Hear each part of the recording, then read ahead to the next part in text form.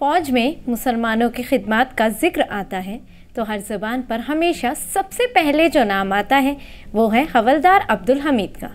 हालांकि हिंदुस्तानी फ़ौज में मुसलमान एयर चीफ मार्शल भी हुए, लेफ्टिनेंट जनरल भी, ब्रिगेडियर भी और कैप्टन भी, मगर जब भी फ़ौज में मुसलमानों की बहादुरी की कहानी शुरू होती है तो नाम हवलदार अब्दुल हमीद का सबसे पहले आता है, क्योंकि 1965 की हिंद पाक जंग में हवलदार अब्दुल हमीद ने दुश्मनों के टैंकों को अकेले उड़ा दिया था। हिंदुस्तानी फ़ौज में मुसलमान जवानों और अफसरान को जहां भी जंगी जौहर दिखाने का मौका मिला है, उन्हें हाथों से निकलने नहीं दिया। किसी ने जान देकर और किसी ने जान लेकर मुल्क की सरहद की हिफाजत की है। आदाब, मैं हूं आपके साथ आमना फारूक और आप देख रहे हैं आवाज़ दी वॉइस। हमारी हौसला अफजाई के लिए हमारे चैनल को सब्सक्राइब करना ना भूलें। कंपनी क्वार्टर मास्टर हवलदार अब्दुल हमीद को 1965 की हिंद पाक जंग में बेपनाह बहादुरी और जंगी जौहर दिखाने के सबब आज भी कौम सलाम करती है।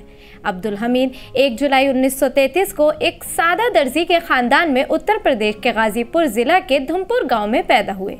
उनके वालिद लॉन्स नायक उस्मान फारूकी भी ग्रेनेड ब्रिगेड में एक नौजवान थे। हवलदार अब्दुल हमीद ने 1954 में हिंदुस्तानी फ़ौज में शमूलियत इख्तियार की थी। उन्हें ग्रेनेडियर की 4थी बटालियन में शामिल किया गया था, जिन्होंने चीन के खिलाफ 1962 की जंग में हिस्सा लिया था। उनकी बटालियन ने नामकोचो में चीनी फ़ौज का मुकाबला किया था।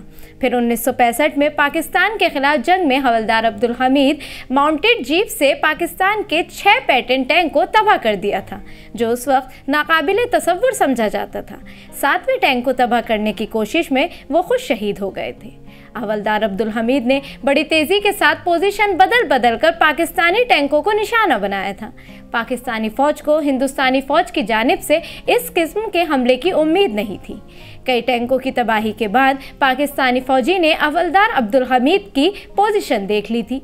उसने टैंक का रुख उनकी जानिब मोड़ दिया। अब्दुल हमीद ने जैसे ही टैंक पर फायर किया, टैंक ने उन पर गोला फायर कर दिया था।